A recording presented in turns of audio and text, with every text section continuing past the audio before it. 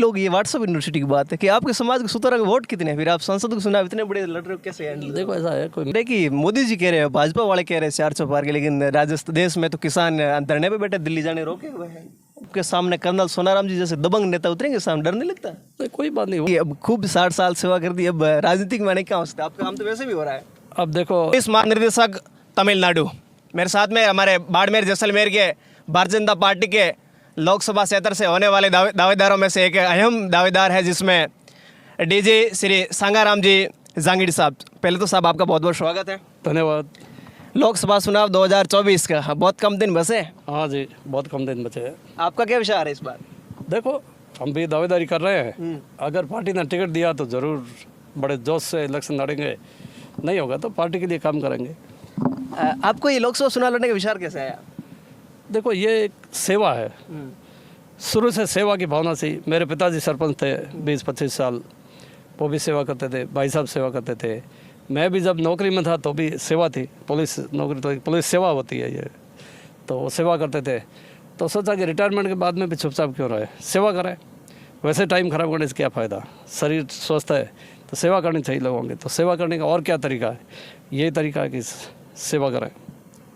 पर लोग ये भी तो कहीं बुरा मत मानना कि अब खूब 60 साल सेवा कर दी, अब राजनीतिक में आने क्या हो सकता है? आपका काम तो वैसे भी हो रहा है।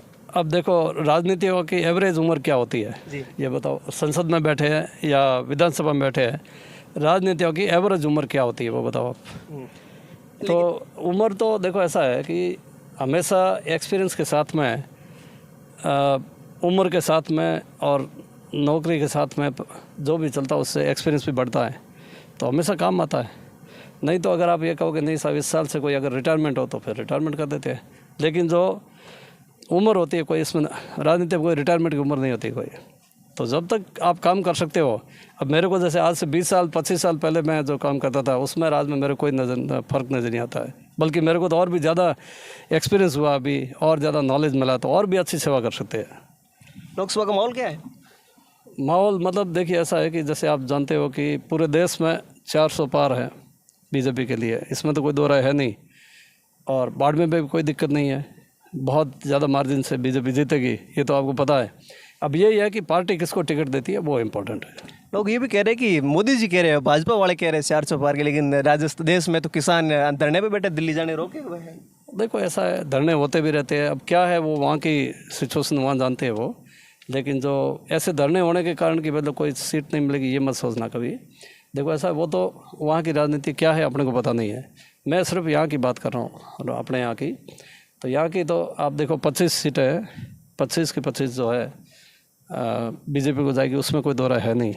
और बाड़मेर की सीट तो है ही बीजेपी की, इसमें कोई दो राय नहीं है। आप हो, कैलाश चौधरी है, बहादुर सिंह जी बामरला है, राठौड़ साहब है, स्वरूप सिंह जी खारा, और भी कई नाम है। जैसे कई नाम है, कई नाम कर, कई लोग कर रहे हैं। उम्मीदवार मान ले किन को माने? कई लोग कर रहे हैं। पार्टी जिसको पार्टी टिकट देगी उसको उम्मीदवार मानना बीजेपी का। हाँ ये क्षेत्र है जो कई लोग कहते हैं ये जाटों का बोला है, जाटों का तो बुधवार रहता है। नहीं साहब देखो, कोई किसी जाति की बात नहीं होती है कभी भी, ये हमेशा 36 कौम को जो है नेतृत्व देना होता है। इसलिए जो भी पार्टी जिसको चाहे तो उसमें सभी कोई ऐसा किसी का पक्षपात नहीं होता है, सारी जातियाँ सभी को वोट देते हैं, ऐसा कोई बात नहीं होता है।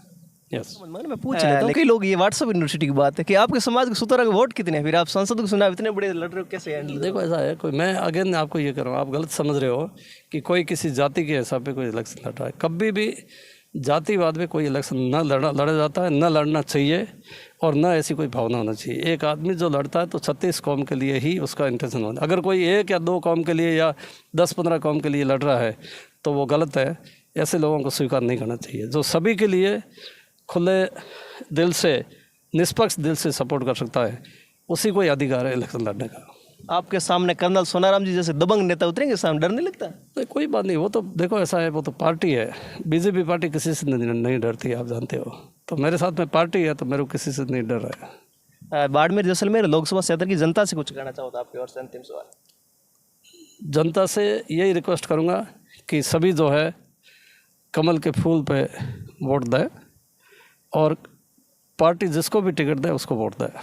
धन्यवाद। कमल के फूल पे वोट दे। ये थे मेरे साथ राजस्थान के सिंघम या पुलिस डिपार्टमेंट के सिंघम श्री सांगाराम जी जांगीड़ साहब, जिन्होंने अपनी बात रखी। शुक्रिया।